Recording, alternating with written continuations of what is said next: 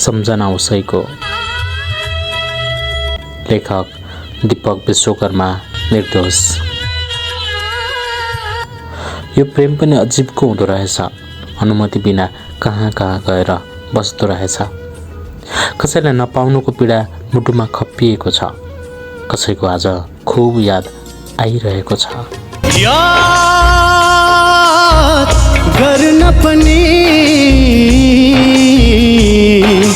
कोही न कोही त चाहिँदो रहेछ। कुनै मोडमा साथी पाइँदो रहेछ। कुनै मोडमा साथी पाइँदो रहेछ।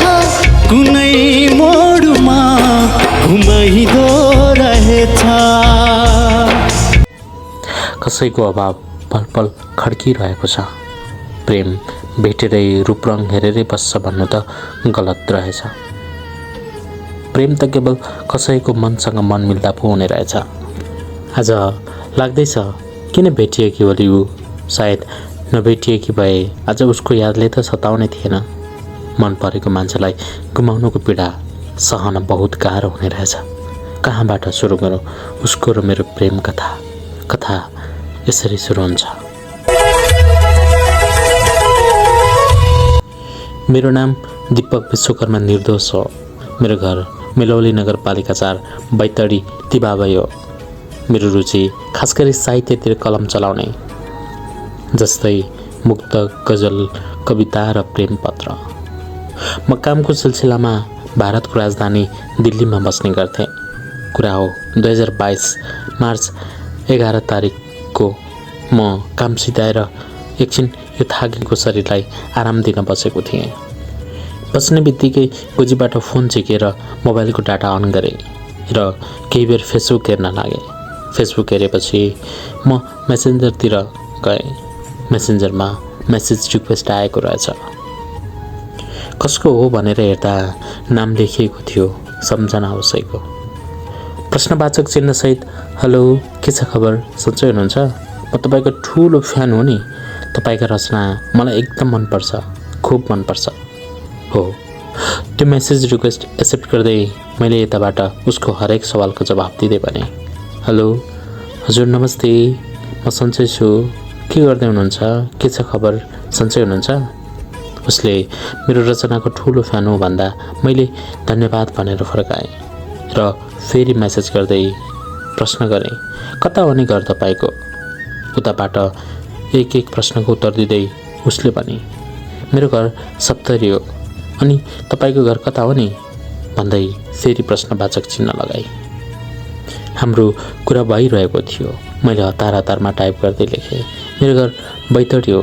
र उसले ए के गर्नुहुन्छ, कता हुनुहुन्छ भन्दै फेरि अनि मैले भने, खास केही होइन, म त्यही क्षितिज पारी भारतको राजधानी दिल्लीमा होटलमा खाना बनाउँछु भन्दै उत्तर दिएँ। हाम्रो कुरा चलिरहेको थियो।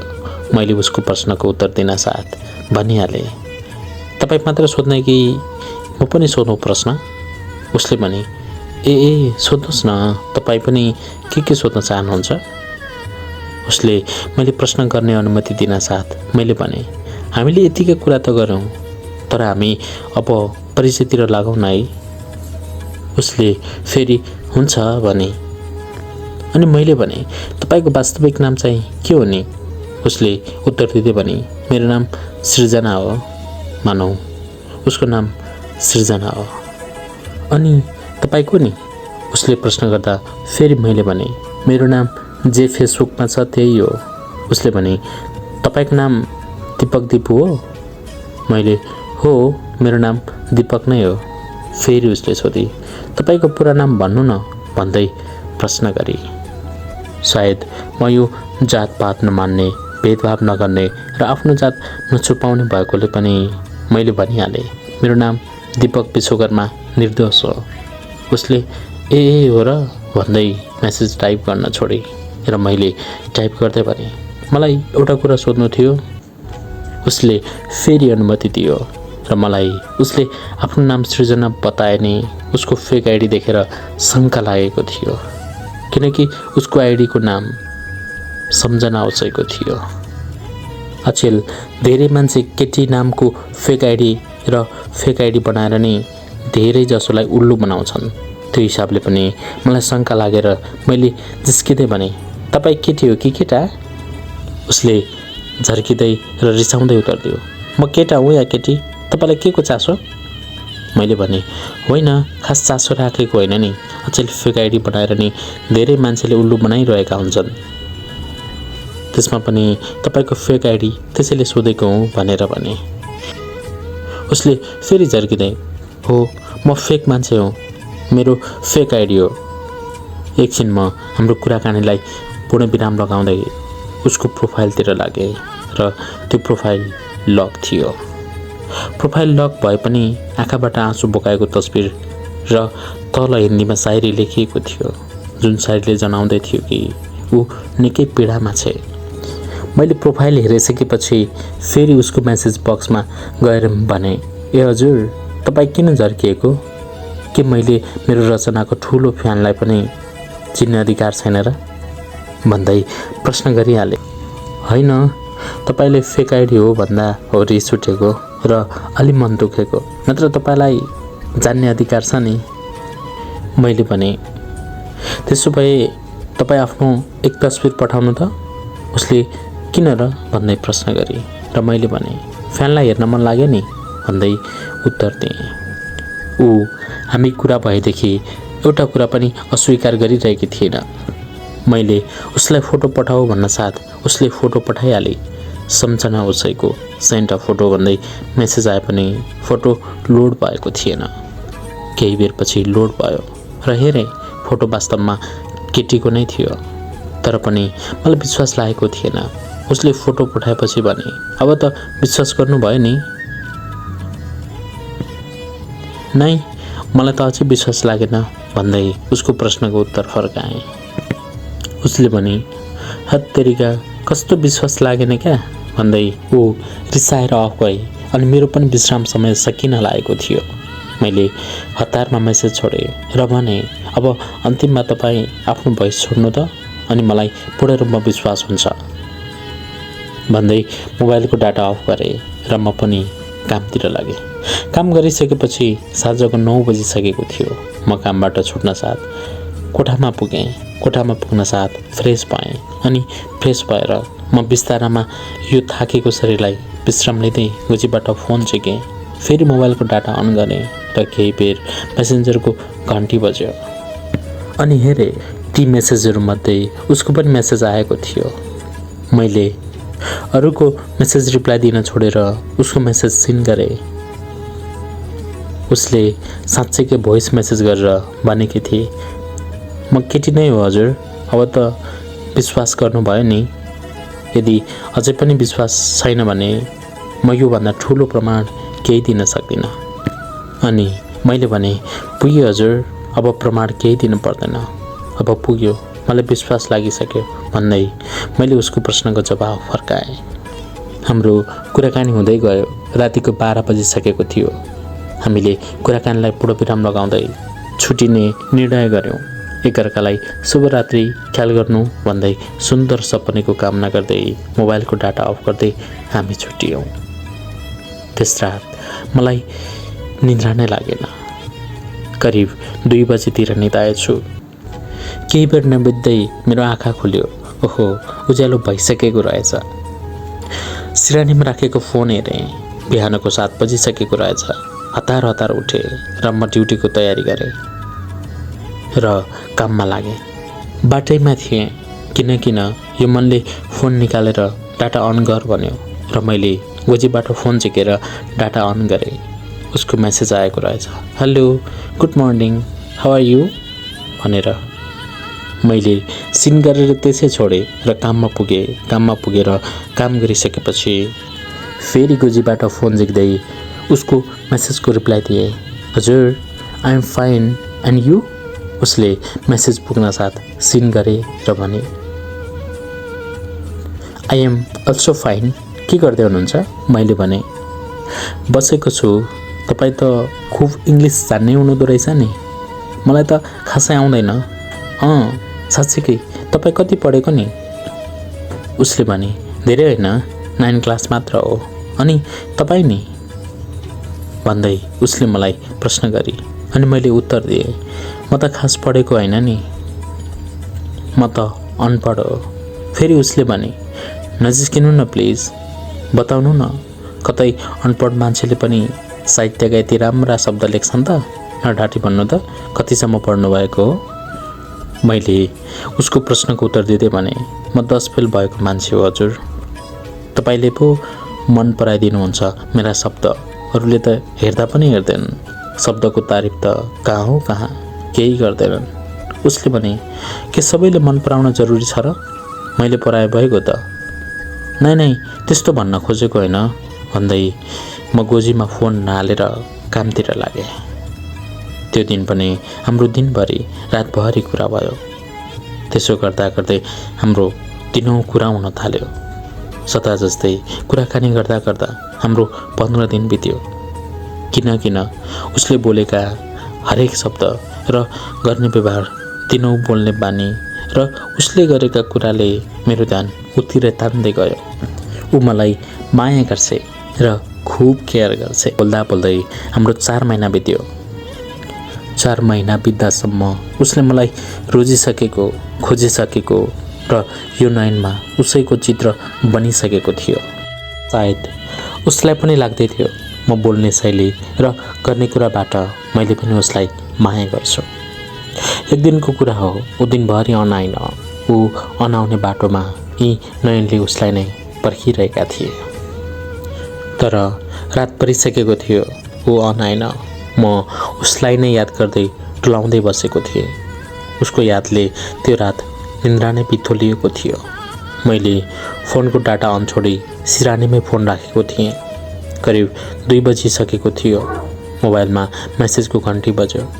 सिरानीको फोन हत्तपत्त समाएर हेरेँ। सिर्जनाको मेसेज रहेछ। केही बेर सदाको जस्तै सन्चो बिसन्चो खबर सोध्दै हाम्रो कुराकानी भयो। त्यो दिन उसले पहिलोचोटि तिमी भनेर सम्बोधन गरेकी थिए मलाई। त्यसपछि उसले मलाई प्रश्न गरे, तिमी मलाई माया गर्छौ? मैले केही बेर केही बोलिनँ, चुप बसेँ। फेरि उसले भने, ओइ किन नबोलेको, बोल न, के भयो? मैले खुसीका साथ भने, हो म तिमीलाई माया गर्छु, तर भन्न सकेको थिएन। आज तिमीले नै सोध्यौ, मैले भनिदिएँ, बाँकी तिम्रो इच्छा हो माया गर्नु नगर्नु। हाम्रो रातभरि कुरा भयो अनि छुट्ने बेलाको अन्तिममा उसले भने, मलाई माया नगर है, म बढी बाँच्दिनँ। तिमीलाई कुरा गर्ने आदत भयो भने पछि गाह्रो होला। म कसैको प्रेमी बन्न लायक छैन। म कसैलाई जिन्दगीमा माया गर्छु भनेर बोल्ने आदत बनाएर जिन्दगीभर अचम्बरी उपहार याद दिन चाहन्न। किन थाहा छ? याद एउटा यस्तो चिज हो, न धोएर जान्छ न रोएर जान्छ, जिन्दगीभर जिउँदो लास बनाइराख्छ। त्यो म तिमीलाई जिउँदो लास भएको हेर्न चाहन्न। उसले फेरि भने, मैले यो कुरा भन्न नचाहँदा पनि भन्नै पर्यो, मलाई प्रेम नगर, पछि रुनु पर्ला। म एकछिन अचम्ममा परेँ र भने, किन यस्तो भनेको होला? आखिर सबैले एक दिन भन्नु नै छ। फरक यति हो, ढिलो चाँडो मात्र।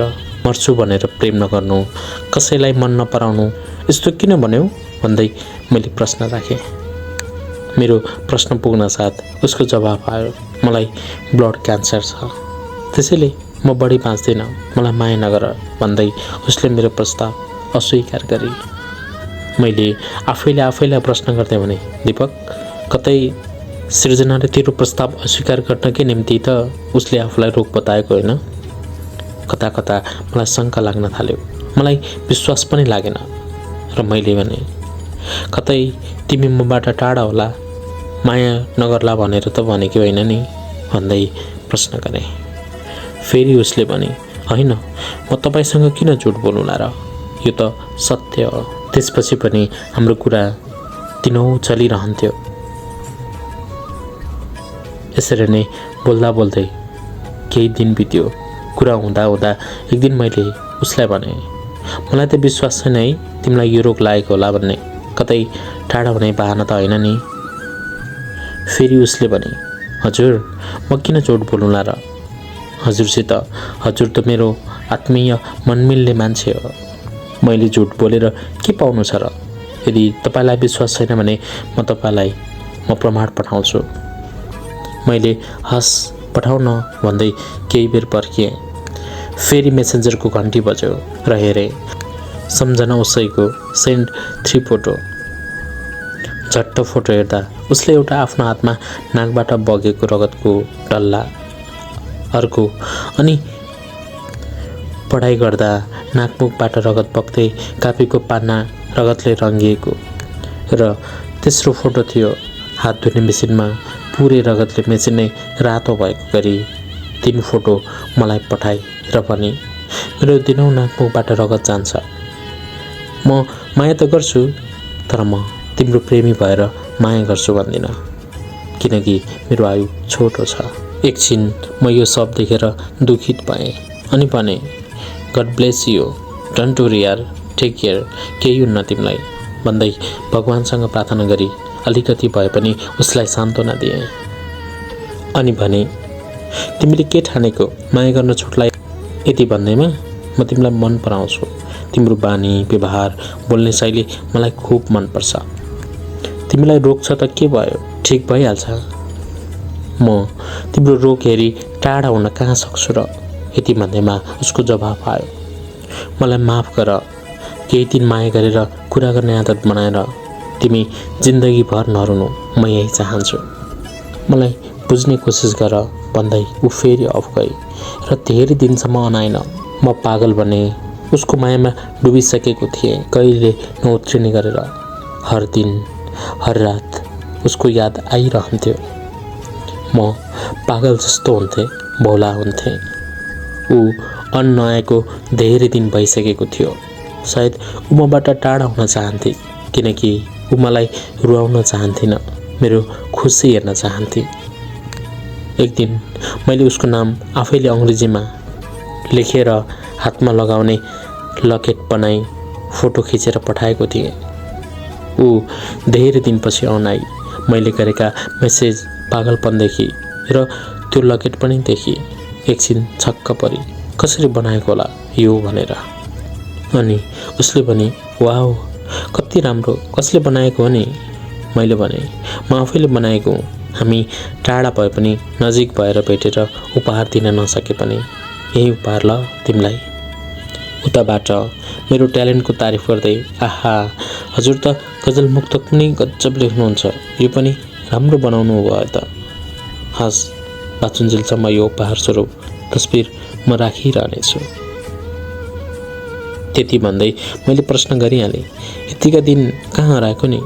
मैले खुब सम्झेको थिएँ तिमीलाई, तिम्रो यादमा पागल भएको थिएँ म, यसरी नथपाउन मलाई। उसले भने म यतिका दिन अन्न नआउँदा त यस्तो कुरा गर्नुहुन्छ? यदि म यो संसारमै रहेन भने के गर्नुहुन्छ? कस्तो बन्नुहुन्छ भन्नु त? म खास गरी तपाईँको कुन अवस्था हुन्छ, के गर्नुहुन्छ, कति याद गर्नुहुन्छ भनेर अनाइन, तर तपाईँले त मेरो मेसेन्जर नै भरिदिनु भयो मेसेज गरेर। मैले भने जुन दिन तिमी यो संसार छोडेको खबर पाउँछु त्यही दिन म यो संसार छोडेर तिमीसँगै गइदिन्छु, अनि हामी उतै भेटौँला, रमाउला बगरको चित्तामा र मृत्युपछिको संसारमा। ऊ झर्किँदै बोली, पागल यस्तो कुरा गर्नुहुन्न, थप्पड हान्नुम गालामा, गाला ल्याउ त अलि यता। मैले पनि हान न त, आफै मलाई रुवाउने कुरा गर्छ अनि के बनाऊ त मैले। रात छिप्पिसकेको थियो, करिब 1 बज्दै थियो। हामी भोलि बिहानको मिरमिरेको बिहानीसँग भेटिने भनी छुट्यौँ। हामी दिनौँ जस्तै भोलिपल्ट पनि कुरा गर्न थाल्यौँ र हाम्रो दिनौँ कुरा भइरह्यो। एकजना अन्जानको मेसेज आयो र हाम्रो कुराकानी भयो। ऊ सायद सृजनालाई चिन्ने मान्छे नै थियो। उसले मेरो लेखाइको तारिफ गर्दै भन्यो, वाह क्या राम्रो लेख्नुहुन्छ, लेखिरहनु, लेख्न नछोड्नु, दलितको नाम राख्नुपर्छ तपाईँ जस्तो लेख्ने मान्छेले भन्दै मेरो खुब तारिफ गर्दै थियो। यतिकैमा उसले मलाई कल गर्न भन्यो। मैले अन्जान मान्छेसँग कलमा के कुरा गर्नु र सोचेँ। र गरिनँ। उताबाट कलमा कल हानिरहेको थियो। मैले रिसिभ गरेँ। सन्चो बिसन्चोको कुराकानी भएपछि उसले मलाई प्रश्न गर्यो, सृजनालाई चिन्नुहुन्छ? सृजना तिम्रो को पर्छ? उसले गरेका 1-2 प्रश्नको जवाब नडराइकन दिएँ। हजुर, म सृजनालाई चिन्छु, ऊ मेरो साथी हो, किन र भन्दै प्रश्न गरिहाले। उसले जवाब दिँदै भन्यो, त्यस्तो केही होइन, सोधेको मात्र हूँ। कति भयो सृजनालाई चिनेको? फेरि प्रश्न गर्यो। मैले भने, चिनेको त 1 सालभन्दा बढी भइसक्यो। तपाईँले किन चासो राखेको उसको र मेरो बारेमा? मलाई शङ्का लागिरहेको थियो। कि त उसको दाइ हुनुपर्छ, कि त उसको बोयफ्रेन्ड हुनुपर्छ, नत्र यसले यति चासो नलिनुपर्ने। ऊ मबाट कुरा मागिरहेको थियो कि सत्य मेरो सम्बन्ध के थियो भनेर। मैले किन हाम्रोमा चासो राखेको भन्दै जो प्रश्न गरेको थिएँ उसको उत्तर आयो, केही होइन, यसै सोधेको। तर तपाईँको कमेन्ट र कुराकानी देख्दा तपाईँ साथी हो जस्तो लाग्दैन। खास के हो भन्नु न, म कसलाई पो भन्ने हो र भन्यो। त्यसपछि पनि उसलाई ऊ मेरो साथी नै हो भनेर हाम्रो कुरामा पूर्ण विराम लगाएँ। त्यसपछि सृजना अनाई हाम्रो कुराकानी भएको सब सुनाए। उनले खै किन सोधेको होला, म त चिन्दिनँ भने। उसले चिन्दिनँ भनेपछि मैले कुरालाई अगाडि बढाउन खास उचित ठानिनँ र भने, छोड, केही छैन, जो भयो नि केही छैन। उसले भने, अनि किन नचिनेको मान्छेसँग बोल्नु धेरै? मैले पनि त्यो कुरालाई पूर्ण विराम लगाई अरू कुराकानी गरेँ। त्यसपछि पनि हाम्रो दिनौँ कुराकानी चलिरहन्थ्यो। एक दिन सृजना निराश हुँदै बोली र भने, अब हाम्रो खास कुरा हुन्न है, कुरा नभए पनि म सम्झिरहेकी हुनेछु। अचानक आज किन यस्तो कुरा गरेकी सृजना भन्दै उसलाई प्रश्न गरेँ। उसले जवाफ दिई र भने, त्यो तपाईँसँग बोल्ने मान्छे दाइको साथी रहेछ र उसले सबै कुरा दाइलाई भनिदियो हाम्रो बारेमा। अब दाइले सबै आइडीहरू आफ्नो फोनमा खोल्छु भनेको छ। यदि खोलेन भने बोल्दै गरौँला नि है, आफ्नो ख्याल गर्नु, सम्झना छ भन्दै ऊ अफ गई। म ऊ अनाउने आशामा टोलाइरहेँ, सम्झिरहेँ, तर त्यो दिन ऊ अनाएन। भन्छन् नि, साँचो, चोखो र निस्वार्थ मायामा कसै न कसैको नजर लाग्छ। हो त्यस्तै भइदियो। साथी बनेर आएको उसले हाम्रो प्रेमको बिरुवा नै उखाल्न खोज्यो। तर त्यति कमजोर पनि त थिएन मेरो प्रेम। मलाई आशा थियो ऊ जरुर एक दिन अवश्य फर्केर आउनेछ भन्ने। मैले पनि उसलाई सम्झिबस्नु बाहेक अरू केही विकल्प थिएन।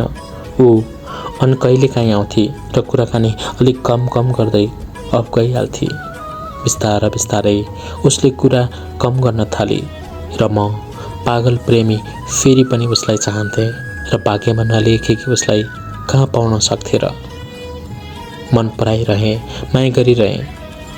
उसलाई नपाउनु र गुमाउनुमा म अझै पनि आफैलाई अभागी ठान्छु। मलाई उसको अभाव पल पल खड्किरहन्थ्यो।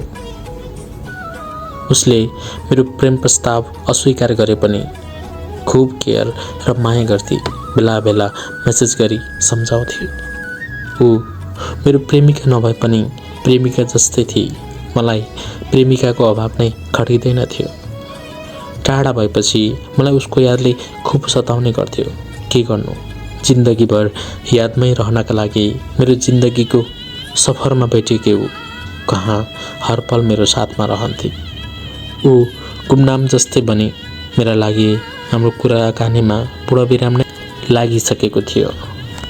खुब सम्झन्थे, सम्झे पनि हाम्रो याद पठाउने बाटो बन्द थियो।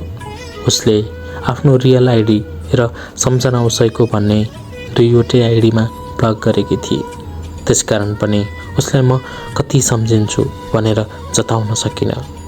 उसको पनि बाध्यता थियो ब्लक गर्ने, रहर त पक्कै पनि थिएन। एउटै छोरी मान्छेलाई गलत बाटो हिँडेको कसैको परिवारले पनि छोड दिन सक्दैन। उसको दाइले थाहा पाएपछि सबै आइडी आफ्नोमा खोलेपछि उसले मलाई ब्लक गरेको थियो। उसको बाध्यता बुझ्दै मैले आफ्नो मनमा ढुङ्गा राखेर चित्त बुझाएँ। हाम्रो कुरा नभएको करिब 7 महिना भइसकेको थियो। 7 महिनापछि फेरि अचानक एउटा अनजान मान्छेको नामबाट मेसेज रिक्वेस्ट आयो। मैले मेसेज बक्सभित्र गएर हेरेँ। सृजनाको मेसेज रहेछ। त्यसमा लेखिएको थियो, हेलो, के छ खबर, चिन्नुभयो त? तपाईँको धेरै याद आयो र म यो अर्को आइडी खोलेर बोलेको।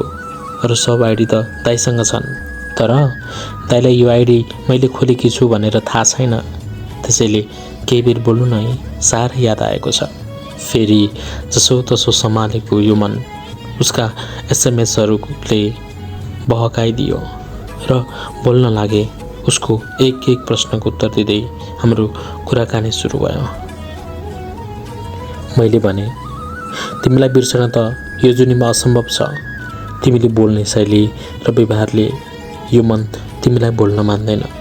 तिमीले जति आइडी बनाए नि म चिनिहाल्छु तिमीलाई। तिमीले गरेको 2-4वटा मेसेज पढ्ने बित्तिकै मैले चिनिहालेँ भनेको थिएँ। उसले मलाई प्रश्न गरी, अझै बोल्न सक्नु भएको छैन मलाई? फेरि मैले भने, यो जुनीमा एक मुठी सास रहन्जेलसम्म भुल्न सक्दिनँ। उसले भने, भुल्न त म पनि कहाँ सक्छु र? यदि भुल्न सक्ने भए यसरी फेक आइडी बनाएर बोल्ने थिएन नि। अवधि याद आएर बोलेको नि। यति भन्दै उसले आफ्नो फोटो पठाई, हेर न, म यति ठुली भइसकेकी छु। अनि यो तपाईँले दिएको उपहार पनि मैले आजसम्म राखेकी छु भन्दै मैले उसको नाम लेखेको लगेटको फोटो पठाएँ। उसको यो कुराले मन हुरुक्क भयो र सोधिहाले, अझैसम्म राखेकी छौ मैले दिएको तिम्रो नामको उपहार? किन राखेकी? मलाई हरेक ठाउँबाट ब्लक गरेर जाने नि स्टोरी। उसले भने, यसरी वचन नलगाउनु न निष्ठुरी भनेर। म निष्ठुरी होइन, मेरो बाध्यता थियो तपाईँलाई ब्लक गर्ने। म यदि निष्ठुरी नै भए त बोल्ने नै थिएन नि।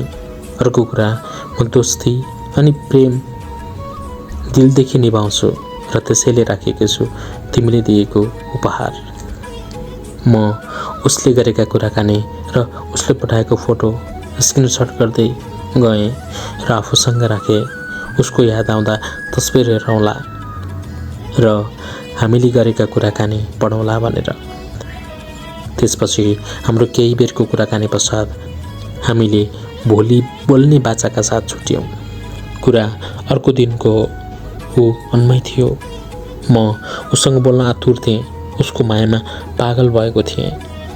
सायद उसलाई मेरो पागलपन मन परेन र उसले मेरो एक मेसेजको पनि रिप्लाई नदिएर सबै स्क्रिनसट गरेर उसले सबै मेरो कान्छो भाइलाई पठाएर फेरि उसले मलाई ब्लक गर्यो।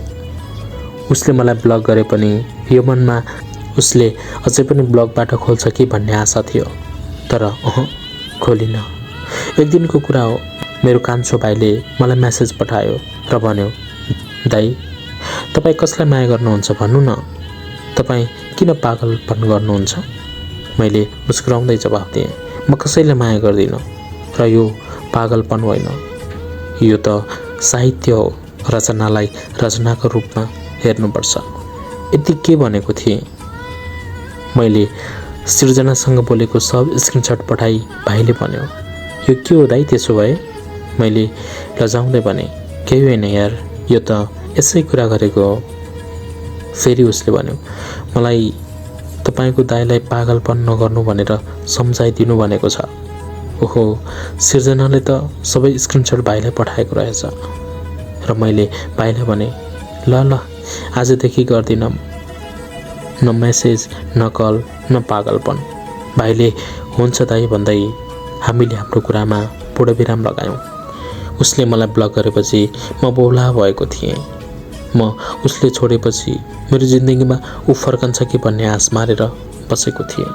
मैले उसको याद बोलाउन भनी चुरोट र मदिराको सहारा लिन थालेँ। म मेरो जिन्दगीलाई नै फरक बाटोतिर धकेल्दै थिएँ, जुन बाटोमा मेरा सपना र मैले गरेका सङ्घर्षका पाइलाहरू बिलाउँदै गएका थिए। उसँग छुटेको र म दिनौँ मदिरा चुरोट प्रयोग गर्न थालेको 16 महिना हुँदै थियो। कुरा 2024 अगस्त 22 तारिक राति 9:45 को। म होटलमै थिएँ, काम गरिरहेको थिएँ। बिदा हुने समय 10 बजे थियो। अचानक मेसेन्जरको घन्टी बज्यो। कल आइरहेको थियो। गोजीबाट फोन झिके र हेरेँ कल फेरि त्यही सृजनाको रहेछ। त्यो पनि सम्झना उसैको आइडीबाट। यो मुटु जोडले धड्कियो। सोचे कतै यो मन नसुती सपना त देखिरहेको छैन। यो ढुङ्गा राखेको मनमा चट्याङ परिरहेको थियो। आँखामा आँसुको वर्षा र मनमा पहिरो गइरहेको थियो। मेरा हातका औँला काप्दै थिए र पनि मैले उसको कल रिसिभ गरेँ। उसले हेलो के छ खबर, सन्चै हुनुहुन्छ भन्यो। मैले भने सन्चै छु, तपाईँलाई कस्तो छ? उसले भने मलाई पनि ठिक छ, आजभोलि कता हुनुहुन्छ भन्दै प्रश्न गरे। मैले मनमा पीडा भए पनि अलिक मुस्कुराउँदै भने पहिलोचोटि भेटिएका थियौँ, म त्यहीँ छु। फेरि उसले भने घर आउनु भएन र? आज धेरै दिनपछि महिनौपछि कुरा हुँदा पनि मुस्कुराउँछौ त? होइन त्यस्तो त, म घर आउँदै जाँदै गर्छु गर्न त। अब दुखी भएर नि कसलाई के असर पर्ने हो र? बरु आज महिनौपछि कसरी सम्झनु भयो? मलाई त यसरी तिमी फेरि फर्केर मलाई सम्झन्छौ सोचेको पनि थिएन भन्दै प्रश्न गरेँ। उसले भने फेरि कस्तो कुरा गर्नुभएको? मेरो सब आइडी दाइसँग छ, दाइले थाहा पायो भने मार्नुहुन्छ। मैले नसम्झेको त कुनै दिन रात नै छैन। अथाह याद आएर तिम्रो प्रोफाइलमा गएर रचना हेरिरहेको थिएँ। राम्रा थिए गजल, मुक्तक अनि एउटा प्रेम पत्र पनि देखेँ। त्यो सुन्ने बित्तिकै मलाई कलमा बोल्न मन लाग्यो र ब्लगबाट खोलेर तिमीलाई कल गरेकी हुँ। कलमा कुराकानी हुँदा उसले यति सुनेपछि कल काटी र मेसेज छोडी रोक्नु है, म अहिले कल गर्छु। मैले किन र, कसको कल आयो भन्दै प्रश्न उठाइहालेँ। उसले घरको कल आयो भन्यो र मैले उसलाई ल ल घरमा कुरा गर अनि सकेपछि मलाई कल गर्नु ल। उसले हस् मात्र भने। ऊ कलमा कुरा गर्दै र च्याटिङमा मसँग बोलिरहेकी थिए। मैले उसलाई भने आज लामो समयपछि कुरा हुँदैछ हाम्रो, आज भिडियो कलमा बोल्नुपर्छ। तिम्रो अनुहार हेर्न मन छ, भिडियो कल गर्नु ल भन्दै मैले आग्रह गरेँ। उसले फेरि हस् भने र आफ्नो 2 तस्बिर पठाई र भने हेर न म यस्तै बाँकी छु। मैले उसको तस्बिरको वर्णन गर्दै भने वाउ धेरै चेन्ज भएको रहेछौ, ठुली पनि मोटी पनि। उसले त्यस्तो त लाग्दैन मलाई भन्दै मेसेज छोडेर केही बेर बोलिन। केही समयपछि उसले उतैबाट भिडियो कल गरी। मैले रिसिभ गरेँ र हाम्रो निकै बेर कुराकानी भयो। उसले आफ्नो स्वास्थ्यमा सुधार आएको कुरा मलाई बतायो। यो मन निकै खुसी भएको थियो उसको कुरा सुन्दा। त्यो दिन राति 12 बजेसम्म कलमा बोलेका थियौँ। उसको फोनमा चार्ज सकिन लागेको थियो। उसले फोन चार्जमा लगाई अनि बोल्न थाली। उसलाई निन्द्राले निकै च्यापिरहेको थियो। ऊ म सुत्छु अब भनेर आग्रह गर्न थाली। मैले उसलाई ऊ सुत्छु भन्दा राम्रो पोज देऊ त, 1-2वटा फोटो खिचौँ भन्दा ऊ तयार भए र मैले फोटो खिच्न थालेँ। ती तस्बिरहरू अझै पनि सुरक्षित छन्। मसँग फोटो खिचेपछि उसले फेरि भने मेरो निन्द्रा पुगेन भने स्वास्थ्यमा असर पर्छ। फेरि भोलि बिहान उठेर पढ्नु पनि छ, अहिले सुत्छु भन्दै कल राखिसकेपछि उसले आज धेरै दिनपछि कुरा हुँदा म बहुत खुसी छु भने। हामीले एकअर्काबाट छुट्टिने निर्णय गऱ्यौँ। छुट्नुभन्दा पहिले उसले मलाई भने दीपक मेरो अझै पनि सबै आइडी दाइसँग छन्। म चाहिँ विराटनगर आएकी छु पढ्न। म काठमाडौँ गएपछि सबै आइडी आफ्नै पर्सनल खोल्नेछु र कुरा गर्नेछु। अहिलेलाई शुभरात्रि भन्दै ऊ अफ भई। मैले पनि उसको कुरा र बाध्यतालाई बुझेर उसको कुरा स्वीकार गरेँ। मैले पनि शुभरात्रि, आफ्नो ख्याल गर्नु भन्दै छुट्टिने कुरा राखी हामी छुट्टियौँ। सायद त्यो दिनको कुराकानी हाम्रो अन्तिम थियो। त्यसपछि उसँग कहिले कुरा भएन। हामी फेरि कुरा गर्न सकेनौँ। वर्षौँ भयो हाम्रो कुरा नभएको। अझै पनि यो मन सम्झिरहन्छ।